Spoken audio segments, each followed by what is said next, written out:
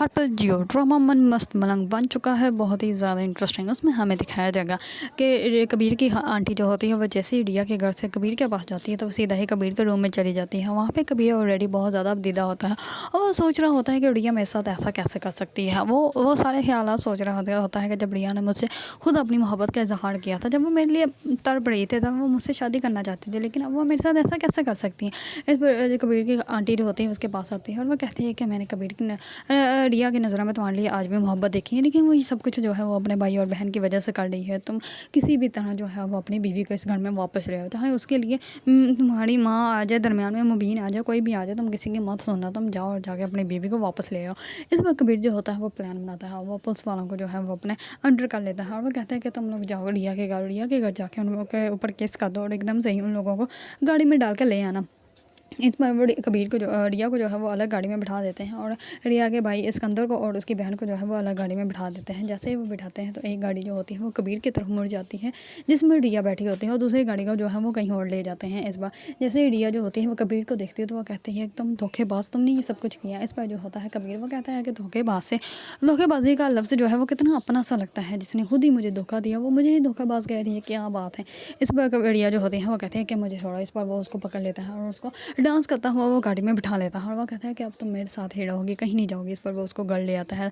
तो जैसे घर लेके आता है तो अम्मा भी जो होते हैं उसको देखती है और वो कहती है कि तुमने खुद इससे शादी की और खुद तलाक लेने का फैसला कर लिया, तो ये सब कुछ तुम्हारे भाई और बहन ने करवाया था तुमसे। इस पर वो कहते हैं कि उन लोगों को इसमें मत घसीटें, ये सब कुछ मैंने किया और मैंने इससे बदला लेना था क्योंकि ये मुझे जलील और रसवा करना चाहता था और मैंने इसको ही कर दिया।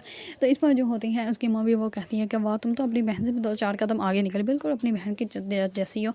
वो भी डिवोर्स लेकर घर बैठी, उसने भी धोखा दिया मुबीन को, तुम भी कबीर को धोखा देने वाली हो, लेकिन ऐसा कुछ भी नहीं हो सकता, तुम्हें ये डिवोर्स कभी भी नहीं देगा। इस पर कबीर जो होता है वो कहता है कि ये मेरी बीवी है, अब ये मेरे साथ मेरे घर में रहेगा और अब ये यहाँ से कहीं भी नहीं जाएगी। इस पर रिया जो होती है वो कबीर को कहती है कि मेरा हाथ छोड़ो, मुझे यहाँ से जाना है, मैं तुम्हारे साथ 1 मिनट भी नहीं रहूँगी। इस पर कबीर जो होता है वो रिया को अपने रूम में लेके चला जाता है और वहाँ पर उसके हाथ पाँव जो होते हैं वो बांध देता है। जैसे ही सिकंदर जो होता है वो घर पहुँचता है तो सिकंदर को पता चल जाता है कि कबीर ही रिया को लेके गया। इस पर वो उसको कॉल करता है और कहता है कि तुम मेरी बहन को क्यों लेके गए हो, तुम्हारी इतनी हिम्मत कैसे होगी, हम वो वैसे भी तुम्हारे साथ नहीं रहना चाहते, हम लोगों को तुमसे डिवोर्स चाहिए और तुमने मेरी बहन को उठा लिया। इस पर वो कहता है कि वो मेरी बीवी है और किसी के बाप में भी इतनी हिम्मत नहीं कि वो मेरी बीवी को मुझसे लेके चला जाए।